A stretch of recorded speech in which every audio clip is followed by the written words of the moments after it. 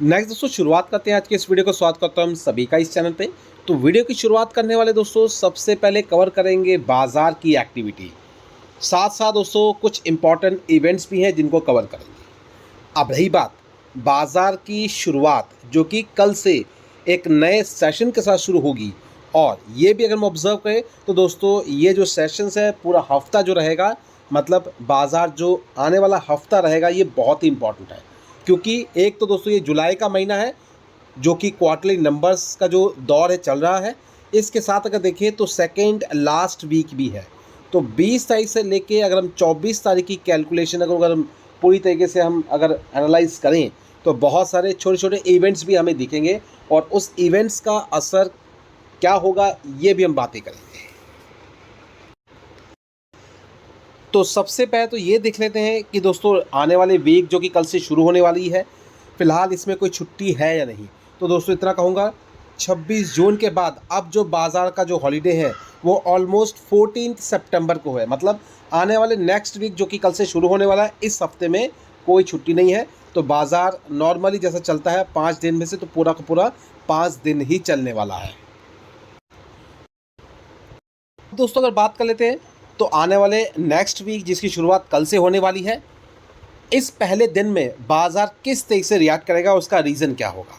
तो सबसे पहले अगर हम चीज़ों को काउंट करें तो हमें देखने को मिलेगा 20 तारीख जो कि कल का दिन है, तो पहला दिन बाज़ार का जो रिएक्शन है वो पॉजिटिवली बहुत ही बेहतर होने के आसार ज़रूर है। साइमल्टेनियसली अगर हम पॉइंट्स को कवर करें तो इसमें सबसे पहला पॉइंट आता है रिलायंस इंडस्ट्री नंबर्स के कारण, एचडीएफसी बैंक साइमल्टेनियसली नंबर के कारण, कोटक महिंद्रा बैंक और ये भी नंबर्स के कारण। तो क्वार्टरली वन के जो नंबर्स डिक्लेयर हुए हैं रिलायंस की तरफ से भी स्ट्रांगली रिप्रेजेंट जो किए गए हैं नंबर्स को, एक तरीके से कह सकते हैं बिजनेस एक्टिविटी को और कह सकते हैं ग्रो करता हुआ हमें देखने को मिलेगा। रिलायंस इंडस्ट्रीज़ का इम्पैक्ट जो है बेहतर नोट्स पे पढ़ने के चांसेस बहुत ज़्यादा है, क्योंकि वैसे भी देखें तो वेटेज के हिसाब से भी निफ्टी 50 को एक तरीके का लीड करता है। रही बात दोस्तों दूसरे फ्रंट पर अगर हम देखें तो फाइनेंशियल सेक्टर, जहाँ पे वेटेज जो है कह सकते हैं कुछ ऐसे बैंकिंग से रिलेटेड करते हुए स्टॉक्स है उनका भी है। जैसे एचडीएफसी बैंक की बात करें तो इनके भी रिपोर्ट्स आए हैं, नंबर्स के हिसाब से अगर बात करें तो इनमें भी ठीक ठाक मूवमेंट रहेगी, जस्ट बिकॉज ऑफ नंबर्स इनके भी है। और नंबर्स भी कह सकते हैं ठीक ठाक है, बहुत बड़े नेगेटिव नंबर्स नहीं है। साइमल्टेनियसली एक्सिस बैंक की बात कर ले, इनके भी नंबर्स डिक्लेयर हुए हैं, इनके नंबर्स भी ठीक है। कोटक महिंद्रा बैंक की बात करें तो इनके भी नंबर डिक्लेयर हुए हैं मार्केट के बंद होने के बाद, जो कि शुक्रवार की बात करें तो शुक्रवार के बाद जो है मार्केट जो ओपन होगा कल के दिन, और इसी वजह से दोस्तों यहाँ पे बैंकिंग सेगमेंट के नंबर्स का इफेक्ट रहेगा और oil and gas and Reliance industries के नंबर्स का असर रहने के चांसेस बहुत हद तक ज़्यादा है। इवन येस बैंक की बात करें तो इनके भी बहुत इंपॉर्टेंट है, रोल प्ले करता है मार्केट में। पंजाब एंड सिंध बैंक की बात करें, इनके भी नंबर्स डिक्लेयर हुए थे, और इसके साथ साथ आईडीबी बैंक की बात कर लें तो कहने का मतलब है ओवरऑल अगर सिचुएशन अगर देखें तो ज़्यादातर कंपनीज़ के नंबर्स इसी मार्केट के बंद होने के बाद डिक्लेयर हुए हैं। और रिपोर्टली बात करें तो ज़्यादातर इनमें कंट्रीब्यूशन है वो है फाइनेंस सेक्टर का, मतलब प्योर बैंकिंग सेगमेंट की अगर बात करें तो ओवरऑल देखें तो वेटेज भी प्योर बैंकिंग का अच्छा खासा है निफ्टी 50 में। तो ये अपलिफ्ट करने में बाजार की ज़रूर हेल्प करेगा। लेकिन दोस्तों इसके साथ साथ ये तो पहला पॉइंट हो गया जो हमने कवर कर लिया, लेकिन सेकंड जो पॉइंट रिप्रेजेंट करता है वो इससे भी ज़्यादा इंपॉर्टेंट है। और वो क्यों इंपॉर्टेंट है? क्योंकि दोस्तों निफ्टी के आउटलुक के डायरेक्शंस को ये तय करेगा। अब ये कैसे तय करेगा? क्योंकि अगर हम बात करते हैं जियोपॉलिटिकल कंसर्न की, जियोपॉलिटिकल इश्यूज़, क्या ये एस्केलेशंस बढ़े हैं, थमे हैं, या फिर एज इट इज़ है? तो अगर बात करें तो एस्केलेशंस को जहाँ भी हम काउंट करते हैं तो रिसेंटली जो सबसे बड़ा एस्केलेशन चल रहा है बाजार के लिए सरदर्द है एक तरीके का, और वो है दोस्तों Iran versus US and Israel. इसी बिहार पर अगर बात करें तो ऑयल का जो मार्केट है वो भी काफ़ी हद तक वॉलेटाइल हमें देखने को मिल रहा है। इवन अगर बात करते हैं कुछ चीज़ों को लेके तो ये बहुत इंपॉर्टेंट है कि बाजार अपने आप को मेंटेन रखे 24,000 के लेवल पर, मगर जिस तरह से सिचुएशंस बिगड़ी है उस हिसाब से बात करें तो बाजार के लिए थोड़ा सा मुश्किल हो सकता है 24,000 के लेवल को मेंटेन करना। अगर मेंटेन करने में कामयाब होती है तो बाजार नियर टर्म इस हफ्ते की बात कर ले और इस बिटवीन अगर देखें तो कुछ अच्छी खबर आ जाती है तो बाजार जो है 24,800 के लेवल पर जाने की उम्मीद ज़रूर रखता है। तो ये पॉइंट्स हैं जो कि बाजार के सेंटिमेंट्स को थोड़ा सा अप्स एंड डाउन के साथ कल मॉर्निंग में फर्स्ट हाफ के दौरान हमें देखने को यहाँ पे मिल सकता है। अब दोस्तों ये 2 पॉइंट्स के माध्यम से तो हमने आउटलुक देख लिया बाजार कैसे रिएक्ट कर सकता है, लेकिन इसके साथ जो हमने सेकंड पॉइंट कवर किया है जहाँ पे जियोपॉलिटिकल कंसर्न के बारे में डिस्कस किया है, ये डिस्कस करने के साथ साथ अगर हम इसकी डीपनेस को अगर देखें तो कुछ रिपोर्ट सामने आई है, और वो उसकी डीपनेस के हिसाब से अगर देखें तो रिपोर्ट क्या प्रेजेंट करती है।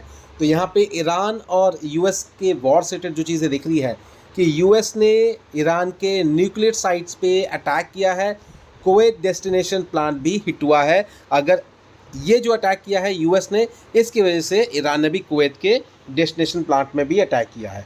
तो दोनों पक्षों की तरफ से ही चीज़ें ज़्यादा एग्रेसिव देखने को मिल रही है। अगर डिटेल के तौर पर अगर देखें तो देख सकते हैं, Iran says that the United States has attack an under construction nuclear power plant, while Kuwait says a power generation and water desalination plant has been targeted for the second time in 2 days। तो इन 2 दिनों में Kuwait की तरफ से भी शिकायत है जो कि ईरान ने किया है, और ईरान की तरफ से शिकायत है जो कि यूएस ने किया है। साथ साथ दोस्तों अगर यूएस एम्बेसी की बात करें, in Jordan strongly advise citizen not to go to the airport और sea port in the city of Aqaba because of the specific and credible threat. Just because of दोस्तों अगर यूएससी एम्बेसी के द्वारा ये चीज़ें जो जारी की गई हैं ये स्पेशली अमेरिकन्स के लिए है, क्योंकि इस वॉर के दौरान ये भी कहा गया है कि ज़्यादा से ज़्यादा गैदरिंग वाले प्लेसेस से दूर रहें, स्पेशली एयरपोर्ट्स की बात करें या फिर सी पोर्ट्स की अगर हम बात करें। तो इस तरीके की चीज़ें भी हमें देखने को मिल रही है बाज़ार में। इसी के साथ साथ दोस्तों पार्लियामेंट स्पीकिंग में जो ईरान के कह सकते हैं स्पीकर हैं मोहम्मद बगशेर गलीफाब, इनकी तरफ से भी कुछ इंपॉर्टेंट स्टेटमेंट दिए गए हैं जो कि उन्हीं के वासियों के लिए है, मतलब उन्हीं के कंट्री के निवासियों के लिए है। तो देख सकते हैं ये सारी चीज़ें देखने को मिल जाएंगी। तो ओवरऑल अगर हम रिकमेंडेशन अगर देखें या बाज़ार की स्थिति को ऑब्जर्व करें तो हमारे सामने 2 पॉइंट्स तो ज़रूर आ जाते हैं, जहाँ पे बाज़ार को कैलकुलेशन के मामले में हमें 2 हिस्सों में बांटना होगा, first half and second half. First half में दोस्तों नंबर्स का असर होने के चांसेस अच्छे रहेंगे, जो कि बाज़ार को थोड़ा सा अपलिफ्ट करेगा मूवमेंट के तौर पे, मगर साइमल्टेनियसली जो जियोपॉलिटिकल कंसर्न है, जो इश्यूज चल रहे हैं, वो थोड़ा सा बाज़ार को ड्रैग कर सकता है। इन शॉर्ट अगर बात करें तो सेकंड हाफ जो है बाज़ार के लिए थोड़ा सा सेंसिटिव रहने वाला है। तो ये 2 पॉइंट्स है जिसकी वजह से बाज़ार रिएक्ट करेगा, किस मैनर में करेगा ये भी हम आपके सामने रख दिया है। अब अगर हम बात करें वो है क्वार्टरली नंबर्स। तो क्वार्टर 1 के नंबर्स बहुत इंपॉर्टेंट है, जैसा अभी तक हमने ऑब्जर्व किया है कि बाज़ार में जो नंबर्स है वो भी ठीक ठाक डिक्लेयर हो रहे हैं, कोई नेगेटिव वाले पॉइंट्स नंबर्स के बिहाफ पे तो नहीं है, इसलिए बाज़ार को थोड़ा बहुत ब्रीथ ज़रूर मिला है। अब इसी के साथ दोस्तों आने वाले नेक्स्ट वीक में बात करें तो कह सकते हैं बहुत ही इंपॉर्टेंट नंबर्स डिक्लेयर होंगे, जिसमें 22 तारीख को अगर कैलकुलेट करें 22 तारीख के दिन लगभग अदानी पावर की बात कर ले, अदानी ग्रीन की बात कर ले, इन सभी के नंबर्स डिक्लेयर होने वाले हैं। साथ साथ दोस्तों अगर बात करें ट्राइडेंट भी अपने नंबर डिक्लेयर करने वाला है, टीवीएस मोटर भी अपने नंबर डिक्लेयर करेगा, और इसके साथ अदर एक्टिविटी के रूप में बहुत सारी कंपनियां हैं जिस पे पूरा बाजार नज़र रखेगा। तो फाइनेंस सेक्टर्स के बिहाफ पे नंबर्स डिक्लेयर होना चल रहे हैं, एंड धीमे धीमे इसके बाद जो बारी आएगी नेक्स्ट सेगमेंट की आएगी, चाहे वो पावर सेक्टर हो चाहे वो रिन्यूएबल सेक्टर हो, तो हमारी नज़र हर किसी पर रहेगी, और जो भी इंपॉर्टेंट नंबर्स होंगे इसके बारे में हम डिस्कशन ज़रूर करेंगे। अब अगर नेक्स्ट अगर बात करें तो बजाज फाइनेंस, तो देख सकते हैं फाइनेंस सेक्टर के अंदर में ये एनबीएफसी सेक्टर लगभग 1055 के लेवल पे ट्रेड कर रहा है। हालांकि पी रेशियो भी कम बहुत है, जस्ट बिकॉज ऑफ कह सकते हैं बाजार का प्रेशर, जिसके कारण प्रॉफिट बुकिंग भी हो जाती है बीच बीच में। और रही बात इस बार इसके नंबर्स हमारे लिए बहुत इंपॉर्टेंट है, ये भी हमारी नज़र में रहेंगे। अब रही बात ये सारी चीज़ें तो ज़रूर है, इसके साथ अगर देखें तो दोस्तों एक बहुत इम्पॉर्टेंट पैरामीटर्स जो कि दोस्तों अगर हम बात करें एफआईएस और डीएस की एक्टिविटी का है, तो इस हफ्ते अगर कुल मिलाकर बात करें तो सपोर्ट थोड़ा बहुत ज़रूर मिला है। एफआईएस की तरफ से बाइंग हुई है, सेलिंग हालांकि कम हुई है इस हफ्ते, इस पूरे महीने की अगर बात करें अभी तक लास्ट 17 तारीख की भी अगर हम बात कर लें तो देख सकते हैं 376 करोड़ के आसपास की सेलिंग थी एफआईएस की तरफ से। अगर बात करते हैं 16 जुलाई की तो 4000 के करीब था, ये थोड़ा सा ज़्यादा था। इसके साथ अगर बात करें लगभग 15 तारीख की तो 735, इसके साथ 14 की बात करें तो 739, इसके साथ अगर बात करते हैं 13 तारीख की तो एफआईएस की जो सेलिंग थी वो लगभग 3000 के करीब थी। रही बात दोस्तों अगर बाइंग की बात करें तो 10 तारीख को एफआईएस ने बाई किया था लगभग ऑलमोस्ट 2600 करोड़ के करीब। इसी के साथ अगर देखें तो लगभग 9 तारीख को सेलिंग की थी और अगर बात करते हैं आगे तो देख सकते हैं 8 तारीख को एफआईज ने बाइंग की थी। तो कुल मिलाकर बात करें तो इस बार जो रेशियो था सेलिंग का वो थोड़ा कम था। अगर हम इस ओवरऑल डेटा को लास्ट मंथ जून महीने से अगर इसको कंपेयर करें, साइमल्टेनियसली इन्वेस्टर्स के द्वारा भी कुछ रिपोर्ट्स जारी की गई है जहां पे ये देखा जा रहा है कि धीमे धीमे एफआईज की जो होल्डिंग्स है या फिर धीमे धीमे जो है एफआईज अपनी होल्डिंग को इंक्रीज कर रहा है इंडियन मार्केट में। अब धीमे धीमे अगर ये चीज़ें हो रही हैं और ये चीज़ें माहौल जो अनसर्टेनिटी वाला है अगर ये शांत होता है तो आने वाले सेशंस में कुछ अच्छी खबरें हमें सुनने को मिलने वाली है। तो ध्यान रखें, इन सारे पॉइंट्स पर हमें नज़र भी रखनी है। अगर हमारे चैनल के साथ आप जुड़े हैं तो आपको इसके बारे में प्रॉपर अपडेट मिलता रहेगा। एंड रही बात, बिल्कुल ना भूले, नीचे दिए डिस्क्रिप्शन बॉक्स में आपको लिंक मिल जाएगा, लिंक पे क्लिक करके हमारे ऐप को ज़रूर सब्सक्राइब कर लें। इससे क्या होगा, आपको आने वाले समय के लेके क्या प्लानिंग होनी चाहिए ये आपको पता लगता रहेगा और बाजार में सही समय पे क्या चीज़ें करनी है ये भी आपको पता रहेगा। तो नीचे डिस्क्रिप्शन बॉक्स में आपको लिंक मिल जाएगा, लिंक पे क्लिक करके सबसे पहले ऐप को डाउनलोड कर लें।